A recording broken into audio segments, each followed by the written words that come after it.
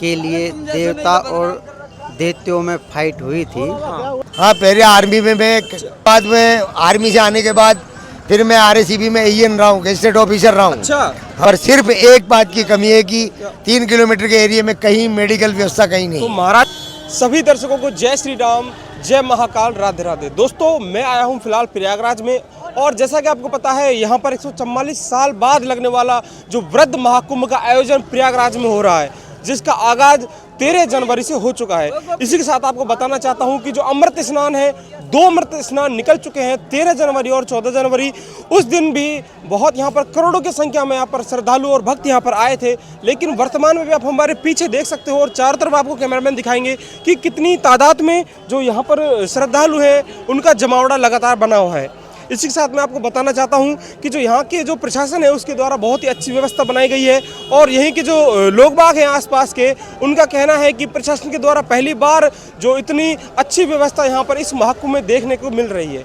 इसी के साथ एक बात और बताना चाहता हूँ कि 144 साल बाद लगने वाला महाकुंभ है, तो आपके जो जीवन का बाबा थोड़ा बता सकते हो?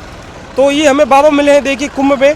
तो महाराज जी आपका नाम भी बताया ना मैंने। हाँ, तो महाराज जी हमें मिले थे, अभी वीडियो में मिले थे। हाँ। और महाराज जी थोड़ा आपके बारे में और बता दीजिए क्योंकि ये दूसरा चैनल है। नाम जगदीशपुरी है। अच्छा। और मेरे भीड़ भंजन हनुमान का इष्ट है, और मैं राजस्थान का रहने वाला हूँ। अच्छा। माउंट आबू के पास मेरा इसवाल करके मेरा आश्रम है, इसवाल में, और सब आनंद है। बाकी कोई किसी बात की कमी नहीं है। योगी जी को और अपने मोदी जी को और भजनलाल जी को मैं धन्यवाद देता हूं कि बहुत अच्छी व्यवस्था कर रखी है। पर सिर्फ एक बात की कमी है कि 3 किलोमीटर के एरिया में कहीं मेडिकल व्यवस्था कहीं नहीं। तो महाराज जी कह रहे हैं कि यहाँ पर जो मेडिकल व्यवस्था है यहाँ से बहुत दूर है, 3-4 किलोमीटर, वहाँ पर जाने में सुलभ नहीं है, तो यहाँ पर होनी चाहिए। महाराज जी कह रहे हैं। महाराज जी ऐसा बताते हैं कि आप आर्मी में थे पहले? हाँ, पहले आर्मी में मैं। तो फिर आपने जो आर्मी है उसको, आप रिटायरमेंट हो, तो आपने जो ये योगी वेश धारण किया कब किया और इसका उद्देश्य क्या था? मेरे कम से कम 14 साल हो गई। अच्छा। उसके बाद में आर्मी से आने के बाद फिर मैं आरएसीबी में एईएन रहा हूँ, गेस्टेड ऑफिसर रहा हूँ। अच्छा। हाँ, उसके बाद 2011 में मैंने भगवान के लिए सब त्याग करके और प्रभु के शरण में आ गया हूँ मैं। 2011 से आपने साधु वेश धारण कर लिया महाराज जी। और महाराज जी आपके जो परिवार में कोई कलेक्टर भी है? मेरी बच्ची है, सबसे बड़ी बच्ची है, आईएएस है। तो देखिए महाराज जी के परिवार में कलेक्टर भी है, लेकिन फिर भी महाराज जी ने सब कुछ छोड़कर और ये साधु वेश धारण किया है। अरे हमको लक्ष्मी की जरूरत होती तो हम बेग क्यों पहनते? बिल्कुल महाराज जी, क्या लेना देना था हमको? भगवान के शरण में आए, आज इतने संत लोग आए, इनको क्या धन कमाना है? यहाँ से क्या लक्ष्मी लेके जाएंगे? सिर्फ भगवान के लिए आए हैं, उनके शरण में, उनकी प्रभु की आराधना करने। सब जुना खड़ा है, आज इतने में कहीं मेडिकल की व्यवस्था नहीं है आसपास में। तो ये महाराज जी का मुख्य बात था, तो मेडिकल नहीं है कहीं भी आसपास में। मुख्य बात पर यही जोर दिया गया है कि आसपास में जगह जगह जो मेडिकल के स्टोर होने चाहिए थे, मेडिकल के लिए व्यवस्था होनी चाहिए थी उचित, वो यहाँ पर आसपास नहीं देखी जा रही है। इसलिए महाराज जी थोड़े में क्रोधित लग रहे हैं इस वजह से कि प्रशासन के द्वारा बीमार हो गया, इधर उधर भटकते रहे, कहीं कोई टेबलेट नहीं मिली। अच्छा, टेबलेट नहीं मिली? कहीं नहीं मिली प्रभु।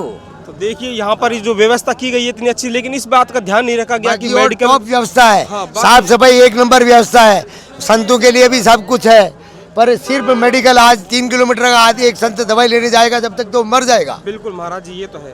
3 किलोमीटर दूर जब जाएगा, इतने टेंट लग रहे, कहीं किसी जगह मेडिकल की व्यवस्था नहीं है यहाँ। तो मेडिकल की व्यवस्था सरकार के द्वारा इस चैनल से ये अनुरोध है कि जल्द से जल्द जो आसपास के इलाकों में मेडिकल की व्यवस्था उचित प्रकार से की जाए, जिससे संतों को जो इस परेशानी का सामना न करना पड़े। महाराज जी और कुछ प्रयागराज के बारे में जो महाकुंभ होने वाला है इसके बारे में और सब कुछ आनंद है, और भगवान की बड़ी कृपा है। भगवान के शरणों में जो आया है वो आनंद लेके जाएगा। जो भगवान के शरणों में के शरण के लिए नहीं आया तो वो कष्ट उठा करके जाएगा। बिल्कुल महाराज, आपसे ये पूछना चाहते हैं कि जो प्रयागराज महाकुंभ लगा है, जो वृद्ध महाकुंभ इसको बताया जा रहा है, इसकी क्या महत्वता क्या है और इसका उद्देश्य क्या है? महाराज जी थोड़ा हमें बता दें आप, अगर दर्शकों को थोड़ा तो मार्गदर्शक कर दें। देखिए, महत्व तो आप सभी जानते हैं कि समुद्र मंथन के समय जो अमृत के लिए देवता और दैत्यों में फाइट हुई थी, तो उसी को लेकर के जब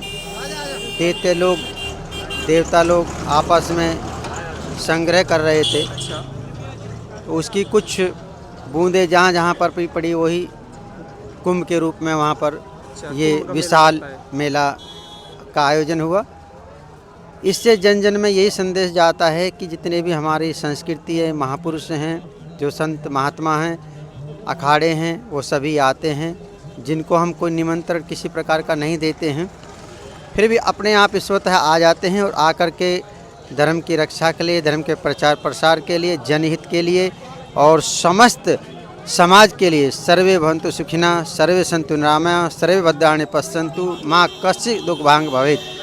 सभी की जन कल्याण की कामना, सभी जनों की, सभी मानवता की जन कल्याण की कामना करते हुए इस कुंभ में सभी खुशी खुशी आकर के अपना अपना सब योगदान करते हैं।